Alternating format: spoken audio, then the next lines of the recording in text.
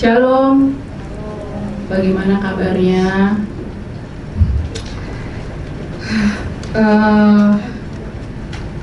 Satu minggu nggak ke rumah Tuhan, kangen loh. Ada yang kangen nggak?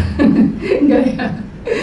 Kayaknya kalau satu minggu nggak ibadah itu ada sesuatu yang kurang gitu ya.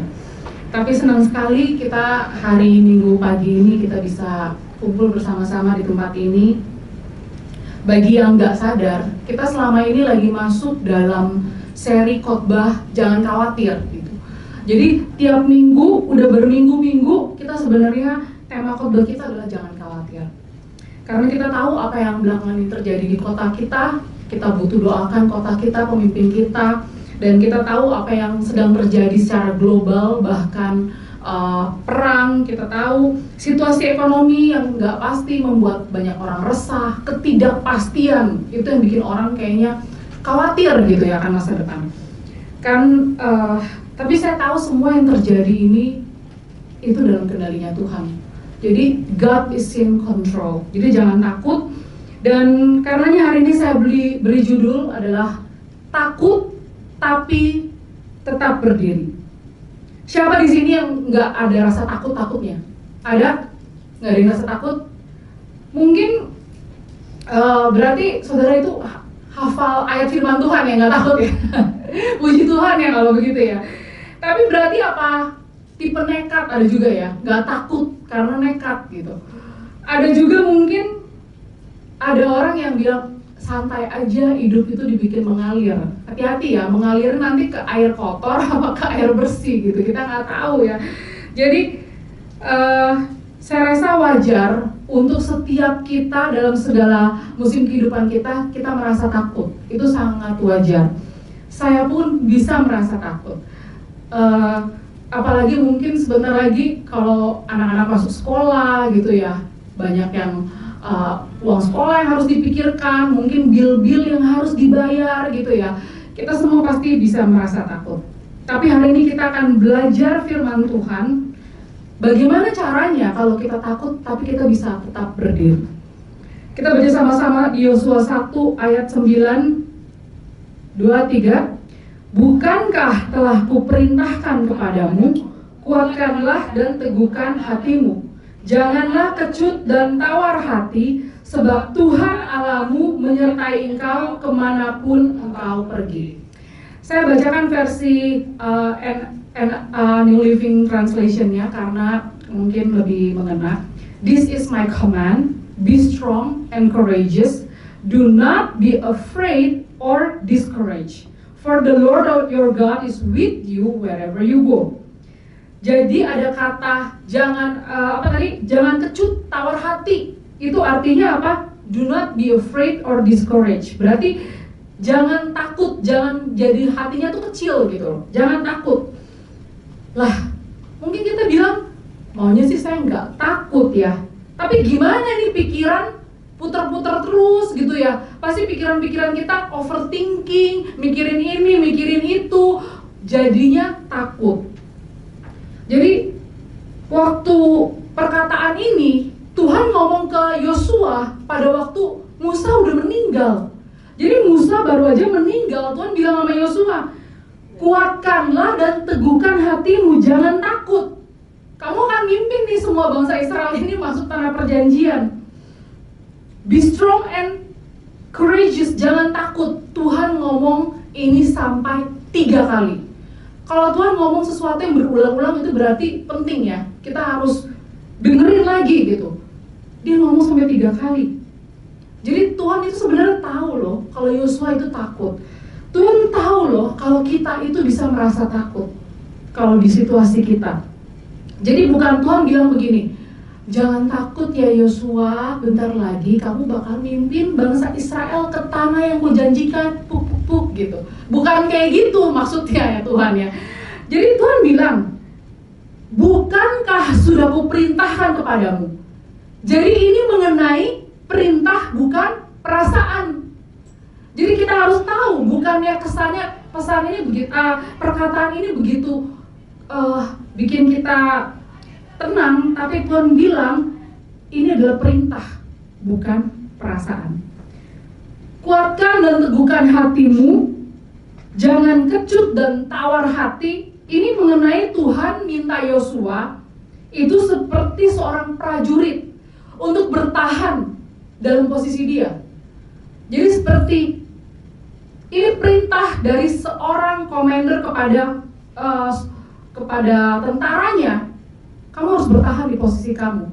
Jadi bukan jangan takut ya, dia elus-elus punggungnya, puk-puk, bukan gitu. Tapi ini adalah perintah, kamu jangan takut. Kenapa? Sama seperti laporan 12 pengintai. Jadi pada saat Musa minta ada 12 pengintai, ya saudara tahu kan, ada ceritanya 12 pengintai kirim ke tanah Kanaan untuk masuk ke dalam janji Tuhan. Coba kita lihat gambarnya deh. Waduh, bukan yang ini ya, ini tadi udah gambar yang habis ini. Ya, yang ini. Kalau dari situ mungkin aku coba pindah ke sini biar kelihatan ya. Jadi ini gambarnya ada 10 pengintai, ada Joshua dan Caleb lagi gendong ada anggur besar banget. Udah gitu di belakang background mereka itu ada raksasa ya. Kalau dan di situ sampingnya ada Musa. Kalau saudara lihat di gambar ini, saudara jadi ada 2 orang, Yosua dan Caleb, dia kasih laporan yang sangat positif mengenai tanah Kanaan. Tapi ada 10 orang pengintai lainnya, dia kasih laporan yang sangat negatif. Kalau saudara jadi bangsa Israel, saudara dengar laporan yang mana? Laporan yang negatif atau laporan yang positif dari 2 orang itu? Yang satu melihat opportunity, tapi yang satu melihat masalah nih. Yang satu melihat kesetiaan Tuhan, tapi yang satu lihat hambatan ini. Yang satu melihat, wah ini tanah berlimpah susu dan madu, buahnya aja berlimpah.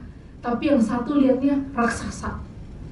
Yang satu lihat ini tantangan cuman sementara, tapi yang satu lihatnya, wah kita udah pasti kalah total. Yang satu lihat janji Tuhan, yang satu lihat mustahil kita bisa menang. Bagaimana dengan kita? Pada saat kita melihat depan kita banyak tantangan, banyak hambatan, kita merasa kecil, kita merasa tidak berdampak, apakah kita akan langsung mundur? 2 orang itu bisa punya problem masalah yang sama, tapi dia bisa keluar dari masalah itu dengan hasil akhir yang berbeda.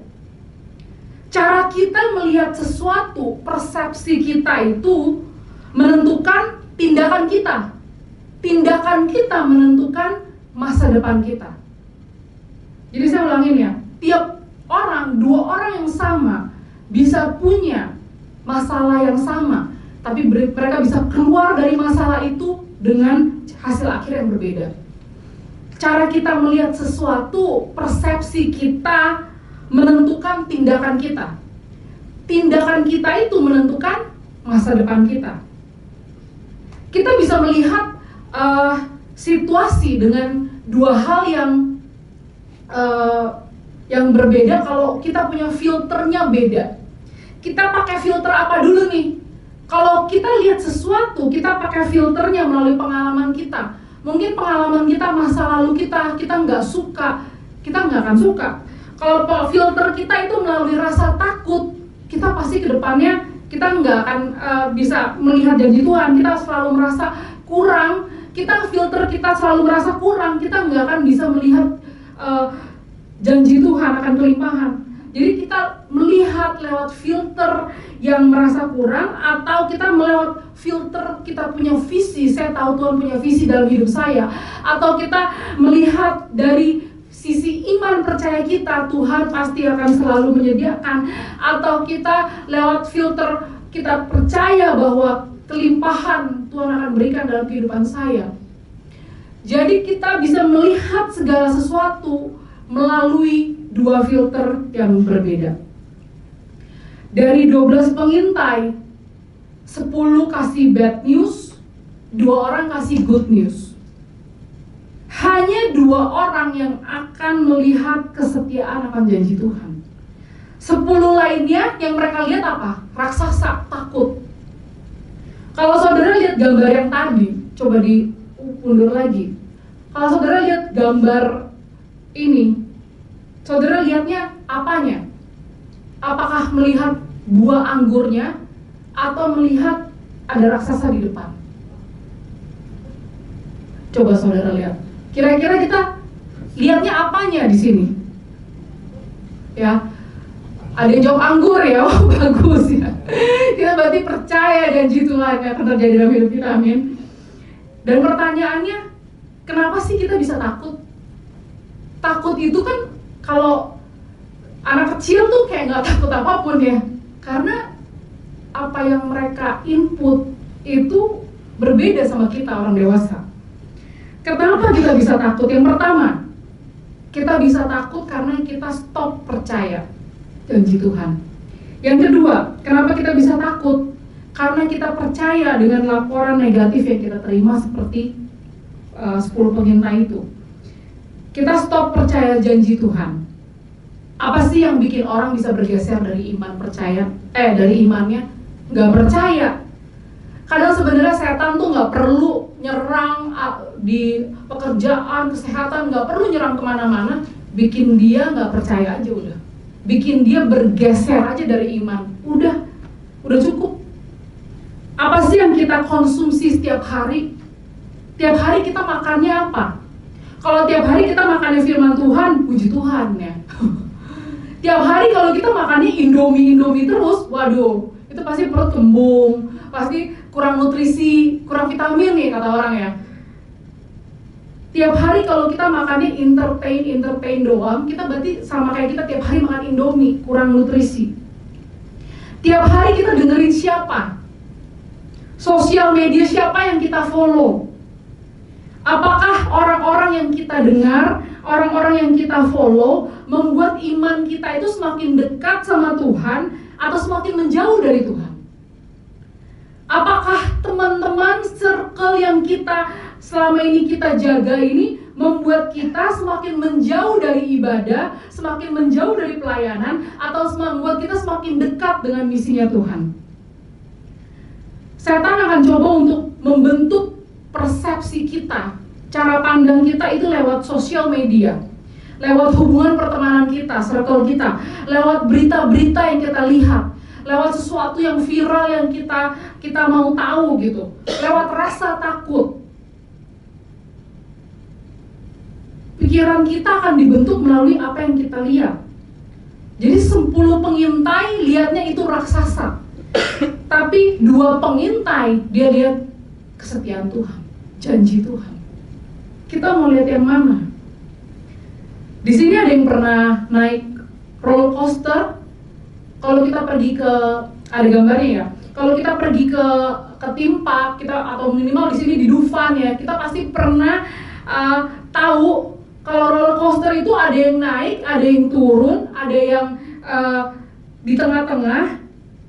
Seperti kita naik roller coaster, kadang di atas, kadang di bawah, kadang di tengah-tengah gitu ya. Tapi selama kita naik roller coaster, kita harus pastikan kita pakai seat belt dan kita pasti pegangan. Iya ya, nggak ada yang di sini yang berani roller coaster kita lepas, kita nggak mau seat belt, bahaya pasti. Tapi ternyata ada loh, baru-baru ini ada berita di Disneyland di Anaheim di California, ada anak umur 13 tahun, dia naik satu ride dan dia itu ketakutan. Posisinya dari sini, dari atas kayak udah mau turun, ketakutan, dia buka seat beltnya, dia loncat dari wahananya. Dan akhirnya untungnya dia masuk rumah sakit, tapi luka ringan gitu ya, nggak kenapa-napa. Jadi kemarin itu saya juga sempet naik roller coaster. Sebenarnya bukan yang kayak gini udah pasti saya skip, nggak mungkin ya, ini nggak kuat. Gantung ini udah nggak kuat. Jadi kemarin ini pas naik roller coaster, saya pasti pegang kuat, saya pasang seat belt karena wah udah mulai takut nih, jangan sampai ada yang turun tinggi, curam gitu, udah takut gitu ya.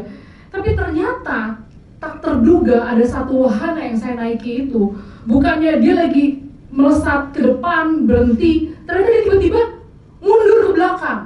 Jadi benar-benar tidak terduga. Kalau kata orang plot twist ya. Jadi harusnya kita turun, atau kita harusnya turun ke bawah biasanya ya. Tapi tiba-tiba dia berhenti dan dia mundur ke belakang. Langsung semua pada teriak, wah gitu kan, gak nyangka turun gitu lagi kan ya. Waduh, tapi ke belakang.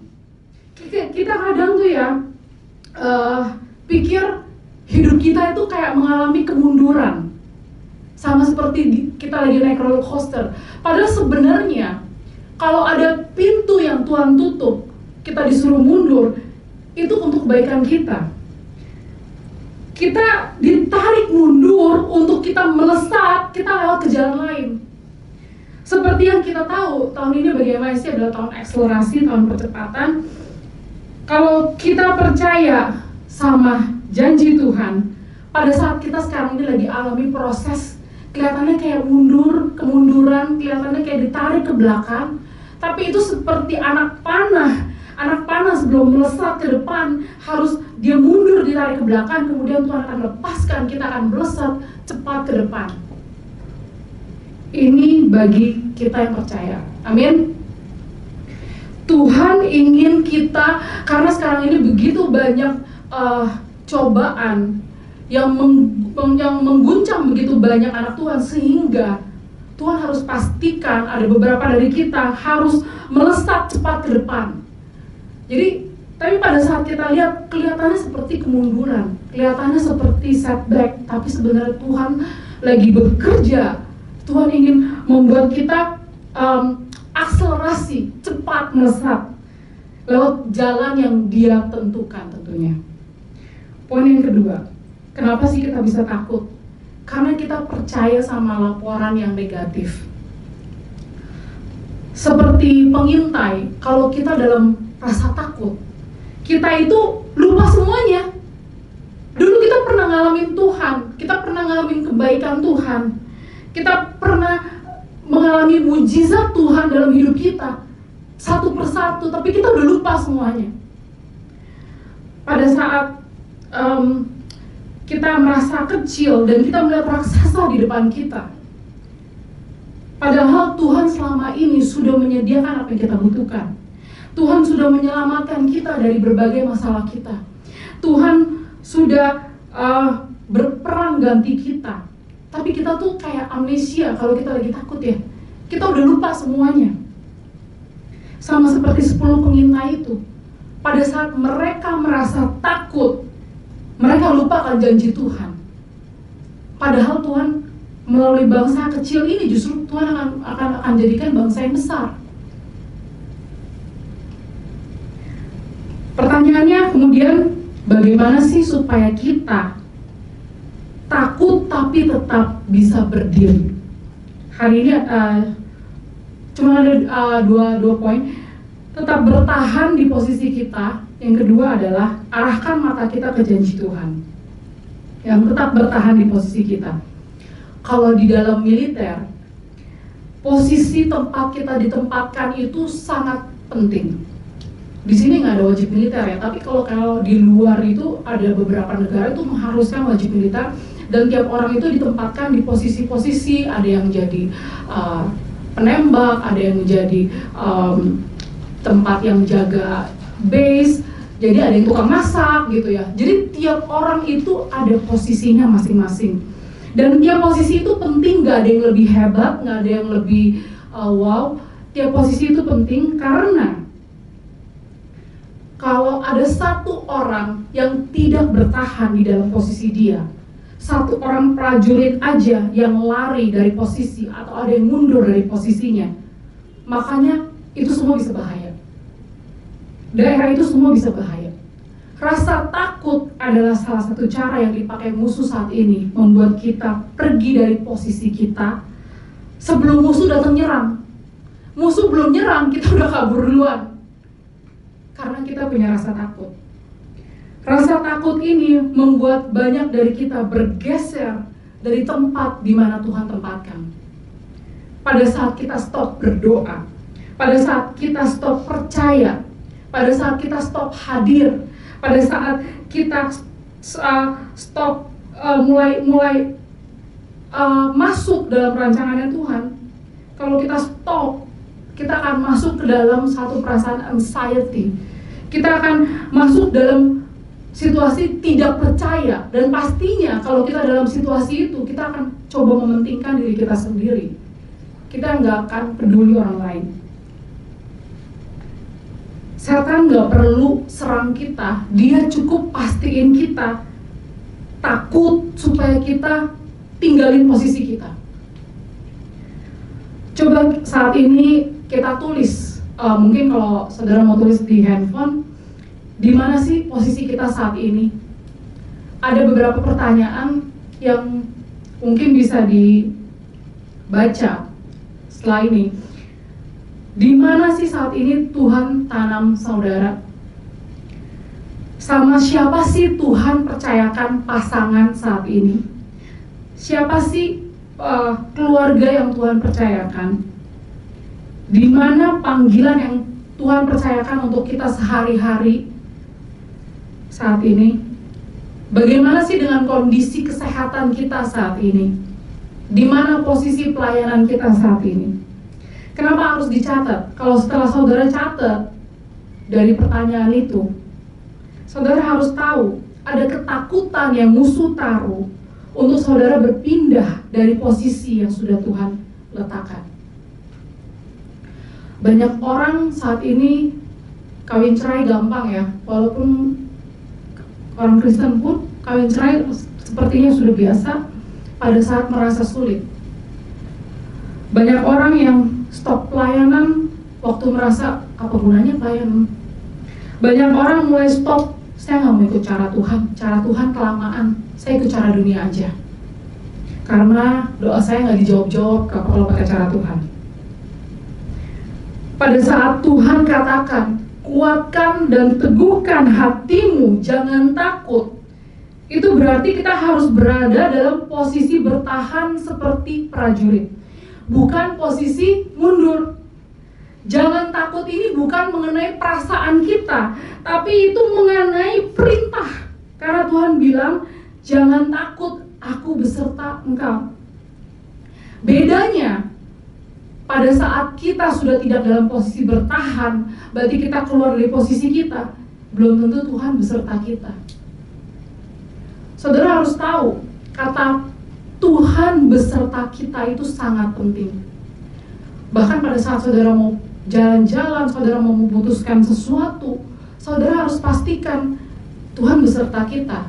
Saudara mau lakukan planning sesuatu, saudara harus pastikan Tuhan beserta kita. Karena kalau pada saat Tuhan beserta kita, apapun yang kita kerjakan, Tuhan akan buat berhasil dan beruntung. Tuhan gak bilang supaya kita stop, jangan rasa takut, enggak. Tapi Tuhan memerintahkan kita untuk terus bertahan, untuk stay di tempat di mana aku tanam engkau, karena aku akan beserta engkau kemanapun kamu pergi. Jadi pada saat kita stay, kita bertahan tempat di mana yang Tuhan tanam, Tuhan yang akan beserta kita. Tuhan yang akan membawa kita dalam satu kemenangan kepada kemenangan lainnya. Jadi itu poin yang pertama, bertahan dalam posisi kita. Bagaimana caranya kita bisa tetap kita merasa takut tapi tetap bertahan. Yang kedua, arahkan mata kita kepada janji Tuhan. Yesaya 41 ayat 10, kita bisa baca sama-sama. Janganlah takut sebab aku menyertai engkau, janganlah bimbang sebab aku ini Allahmu. Aku akan meneguhkan, bahkan akan menolong engkau. Aku akan memegang engkau dengan tangan kananku yang membawa kemenangan. Ayat ini dikatakan jangan takut, karena ada janji Tuhan, ada 3 di sana, yaitu yang pertama, Tuhan akan meneguhkan. I will strengthen you, yang artinya Tuhan akan kasih kita kekuatan. Yang kedua, Tuhan akan menolong kita. Apapun yang kita alami, masalah apapun yang kita hadapi, Tuhan akan menolong kita. Dan yang ketiga, Tuhan akan memegang tangan kita yang akan membawa pada kemenangan. Kita katakan janji Tuhan yang di Yesaya ini pada waktu kita merasa takut. Kita stop lihat hal-hal yang bikin kita khawatir, bikin kita overthinking sampai kita nggak bisa tidur, yang bikin kita scroll tiap malam sosial media, yang bikin kita nonton binging sampai jam 2 pagi. Kita stop itu karena setiap pikiran kita mulai melihat raksasa di depan kita kalau kita nggak mau melihat kepada janjinya Tuhan. Kita harus arahkan mata kita kembali kepada tangan Tuhan yang akan menolong kita. Jadi pada saat Tuhan berkatakan jangan takut, itu bukan hanya kita bertahan dalam posisi kita, tapi Tuhan seperti memegang tangan kita. Tuhan memegang tangan kita, Tuhan bilang kamu jangan takut. Kenapa? Karena aku beserta kamu. Beda sekali kalau saudara coba jalani hidup tanpa Tuhan. Sangat berbeda. Banyak orang mengharapkan mungkin kemarin itu saham, mengharapkan investasi, tapi ternyata itu semua hancur. Orang pada ngutang segala macam. Karena yang mereka harapkan itu bukan Tuhan, sesuatu yang lain. Bukannya nggak boleh invest ya, tentunya tanya Tuhan. Segala sesuatu tanya Tuhan. Tuhan berkenan atau enggak? Kalau Tuhan berkenan, Tuhan akan beserta kita. Tuhan akan memegang tangan kita.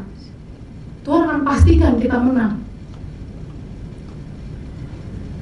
Arahkan mata kita kepada tangan Tuhan yang akan menolong kita. Jangan melihat kepada raksasa. Mulai saat ini kalau saudara dalam hidup saudara melihatnya raksasa terus, kita merasa kecil, kita merasa nggak berdaya, kita merasa lemah. Jangan lihat raksasanya, lihat janji Tuhannya. Saya akan tutup dengan ayat Yosua 23. Yosua 23:14 katakan, maka sekarang sebentar lagi aku akan menempuh jalan segala yang fana.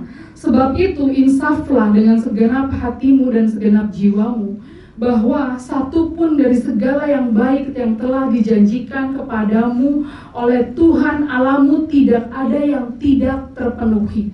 Semuanya telah digenapi bagimu, tidak ada satu pun yang tidak dipenuhi. Pada waktu Yosua sudah tua dan sudah masuk tanah perjanjian, Tuhan berikan dia kemenangan kemanapun dia pergi.